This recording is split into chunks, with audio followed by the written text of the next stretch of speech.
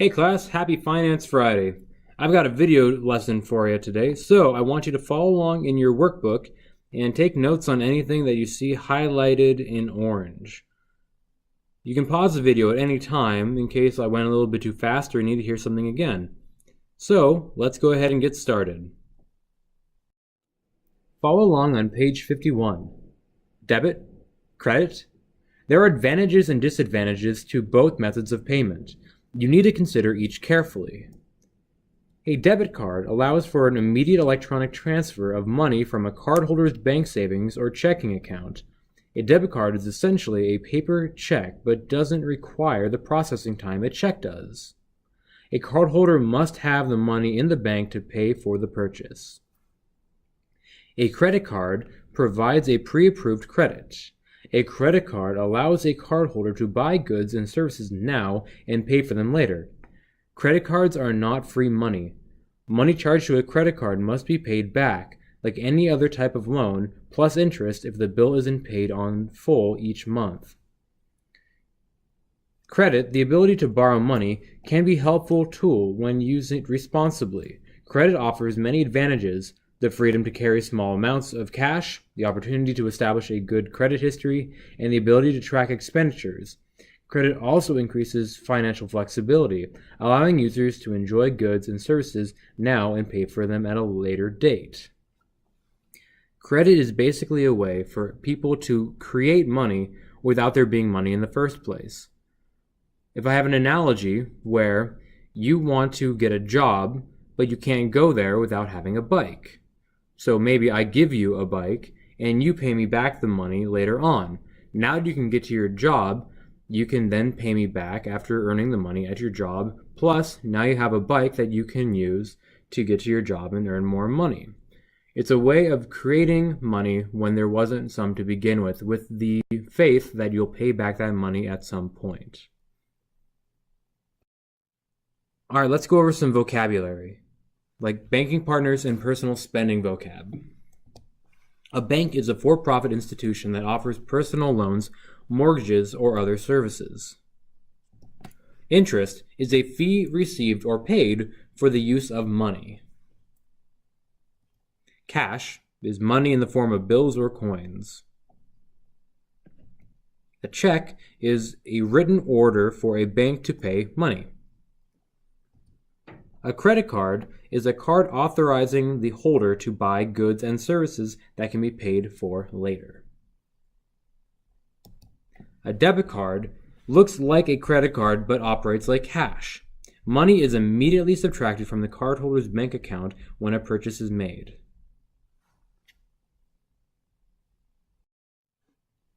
Now let's talk about debit cards.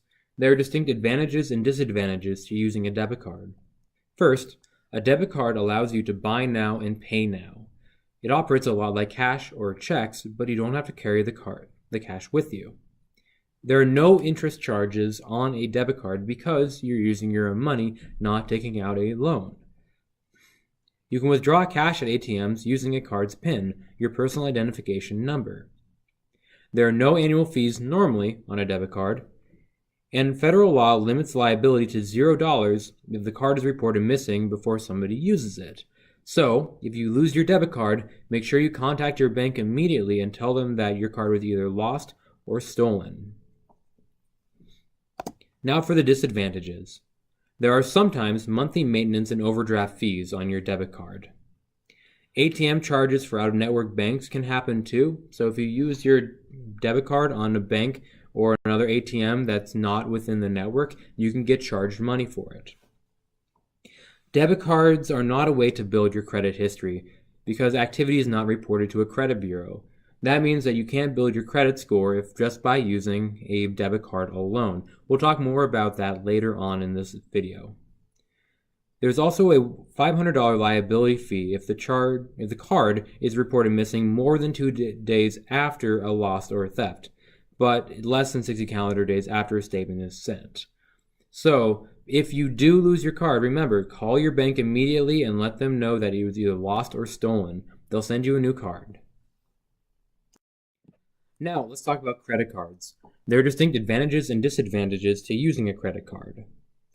First, you can buy now and pay later, because maybe you don't have the money on hand, or you aren't going to get paid for a little while, or maybe you just don't want to pay for it at this time. A credit card can let you do that. Flexibility to make purchases anytime and anywhere is an advantage of a credit card.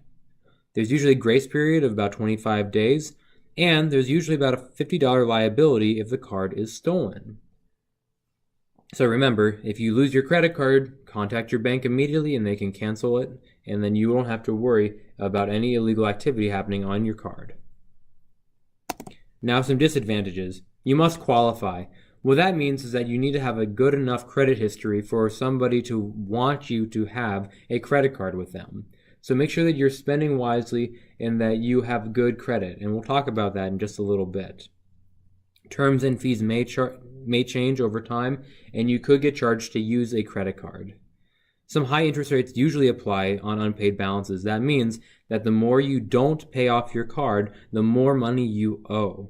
So a lot of times people will go into debt if they have unpaid balances and they let the interest rates go too high. Your homework tonight will be about how interest rates can impact people's savings, but I want you to understand that credit cards, because you're borrowing money, means that you have to pay more money to people if you don't pay that money off right away. Let's talk about the cost of using a credit card. Here we're going to show you what happens if you do not pay off your credit card. If you're making a minimum payment with no new purchases and an interest rate of 18%, here's what can happen. So if you purchase an item for $1,000 and your minimum monthly payment is $20, the time it would take for you to pay off that $1,000 purchase would be 8 years, because the interest of 18% added up each time you didn't pay it off would add up to be about $186. That means that the interest of 18% on that $1,000 over the time of 8 years would make that $1,000 purchase $1,863. That's a lot of money. If you have a purchase with $2,500 and your minimum payment is $50, it will take you 23 years to pay it off. The interest will be $5,363, making your grand total price $7,863. That is way more than your original purchase price of $2,500. And finally, if you were to make a purchase of $5,000 and you do the minimum payments of $100 a month, the time it would take you to pay it off is 35 years. And the interest you would pay is $12,863, meaning that that $5,000 purchase you made is now $17,863. That is what happens when you don't pay off your credit card bill and when you let interest go really high. So what's the point? The point is the cost of paying off interest can be really, really high. Because the examples only paid off the minimum amount, the interest on the bill kept adding to what they owed. By the end, each person paid an additional $86, $315, and 357% off the original price. That's like buying a coat for $100 but paying $180, $315, or $357 when originally it only cost you $100. That's why so many Americans are in debt. They buy too much, don't pay it off quick enough, and the interest continues to build. Now let's talk about managing your credit with some vocabulary. First, your credit report. A report of a person's financial information, including previous addresses, social security number, current and previous employers, estimated income, credit card accounts with amount owed and payment history, and loan information. There's a lot of personal information here, and they track it in a credit report, basically telling people how good of a credit individual you are, how likely you are to pay someone back. So that gets down to your credit score, a standardized measurement of the potential to repay a debt. Basically, how trustworthy are you to repay what you borrow? In the future, when you buy a car, buy a home, or even apply for other credit cards, they will take a look at your credit report and your credit score to see how likely you are to repay anything you borrow. So, are you a good credit risk? Do you pay your bills on time, or do you miss payments? How many credit accounts do you have? The more you have, the higher your risk. Have you paid off a loan before? If you've paid it off, it shows that you are a responsible individual. Are you maxed out? Are you near your credit limit? Basically, if you spend more money than you have to pay off, that means that you might be more of a credit risk. Do you have outstanding debt? How much? So if you still owe money, or if you're in debt to someone or something, then you may be a credit risk. So let's talk about some credit dings, things that can hurt you, that if you do it wrong, it can hurt your credit score. First, if you make late payments, maybe you miss a credit payment once or twice on a credit card, that might not be too bad, but if you do it a few more times, it can really hurt your responsibility and show people that you're not a responsible borrower. You could exceed your credit limit too. So if your credit card has a $1,000 limit on it, but you spend $1,500, you may be a credit risk. If you apply for credit cards or other credit too frequently, that can also make you look like you could be a credit risk. Having an account turned over to a collection agency can also hurt. That means that you didn't pay someone back and that somebody demanded to see your credit information, or they even took back some property of yours. Let's talk about credit report agencies. Agencies like Equifax, Experian, and TransUnion are all companies that put together credit reports for people.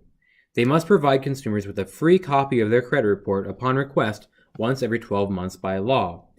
So as you get older and you start to build your own credit, go ahead and check in with these different companies to see what your credit score is once a year. I do it if I ever need to take out a loan or if I just want to see how my credit's doing. But warning, there's a breach recently in Equifax's website. We don't know much about what was taken, but at least 143 million Americans' information was compromised.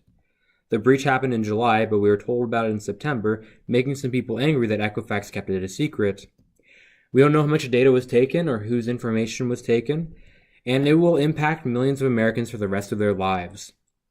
The reason why this is important is because Equifax has a lot of secure information, and that if that information was taken, it can really negatively impact people's lives, especially if their identity gets stolen.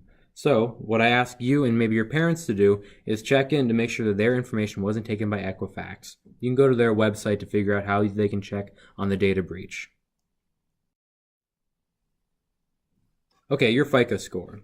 This is basically how good of a spender you are and how they break it down. A FICO score contains 5 categories of credit data. 10% of it is based on the new credit that you do. 10% is based on the credit used. 15% is the length of credit history. So it gets more important to have a long credit history than new credit or different types of credit. 30% is the amounts owed. So if you do spend a lot and you pay it back, that's good. And 35% is your payment history overall. So if you are consistently a good spender and you pay back your debt on time, that means that you will have a higher FICO score. So this is your FICO credit score. Basically, it's on a range from about 300 to 850. On the lower end, a bad credit score would be about 300 to 599. A fair one would be about 600 to 659. Fair to good is about 660 to 719. And if you're in the 720 to 850 range, that means that you have a very good or even excellent credit score. The reason why you'd want a very good to excellent credit score is that if you ever need to take out a loan, open a new credit card, buy a house, buy a car, anything where you need to borrow money, you are seen as someone who is more likely to pay it off and a more responsible spender. Let's talk about building a positive credit history. One thing you can do is you can choose your credit cards carefully. Not all cards are created equal. Keep your eyes out for a card that has no annual fees. That means that every year the card may charge you money to use it, and I personally don't like the idea of paying somebody to use my own money. Also, look for a card with a low interest rate. If you have a high interest rate and you don't pay off that money of the month, that means that you'll be charged more money than a card with a low interest rate. So a low interest rate means that if you can't pay off that money, if you can't, then it'll be less interest that you have to pay. Also, use credit to build a payment history. You can build credit by taking out loans, or by having a credit card, or just being a responsible spender, and people can track that. So make sure you have a positive payment history and use your credit card once a month and spend money on it to show that you can pay off that money. Don't charge more than you can pay, because if you buy a lot on your card and you can't pay for it, then that's going to hurt your credit score, because you're buying and getting more than you can pay for, and that means that you're in debt. Also, pay your bills on time. Don't skip payments. Even if you can only pay a little bit, pay that little bit, because that'll help reduce how much money is charged on the interest, and it'll help keep your charges down. But pay your bills on time and don't skip the payments. Now you have some work time, and I'm going to go over the homework with you. Wherever you don't finish in class, it will be homework due on Friday, October 13th. On the worksheet that the sub passed out for you, pages 41, Back to the Future, Teen and Retirement Savings, page 55, Credit Scenarios, and the Interest Scenarios, those are all going to be due next Friday, October 13th. So on page 41, it's called Back to the Future, Teen and Retirement Savings. I want you to read the instructions. Circle yes, no, or maybe for questions 1 through 6. Write your reasoning on the space between questions. There's a lot more opinion things here, so I want you to figure out which one you believe, yes, no, or maybe for each scenario, and I want you to answer it with a little bit of thought. I can't wait to hear about your opinions on these matters. On page 55, they have credit scenarios. So I want you to read each scenario carefully and find the advantages or disadvantages of using credit. I want you to circle the advantages and underline the disadvantages. If you find that circling is too hard, maybe you can do some highlighting. And finally, there are interest scenarios on the worksheet that I want you to do. I'm going to go over the example with you so that you know how to do it. Here's the first example. Michael is saving money to buy a car. He takes $8,000 to the bank and opens an annual CD, upon which the bank agrees to pay him 2% interest. That means that every year he will get 2% back, adding to the balance, and that every year he gets an additional 2%. So the principal is the starting money of $8,000.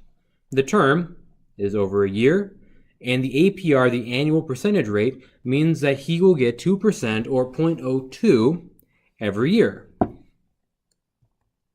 So to do the math, it'd be $8,000 times 0.02 equaling $160. So he got $160 on interest, adding that to his total, which at the end of year 1, he has $8,160. You can also figure this out by doing $8,000 times 1.02, which gives you 8,160. So Michael needs to check how much money he has earned over the last 4 years. He will subtract his beginning balance of year 1 by his ending balance of year 4. He will take the difference and divide it by his year 1 beginning balance. It'll look like this: $8,659.45 minus $8,000. That means that he has made $659.45 over the 4 years. You then take his $659.45 and divide it by what he started with, $8,000, to get 0.082, or if you convert that to decimals, 8.2%. That means Michael can see that his investment has increased by $659.45 or by 8.2% over 4 years. So this has been Mr. Jackson. I hope you've enjoyed this Finance Friday video, and good luck with the homework. And if you have any questions, you can go back earlier in the video to watch it, or you can ask the substitute. But I will see all of you on Monday. Have a great day.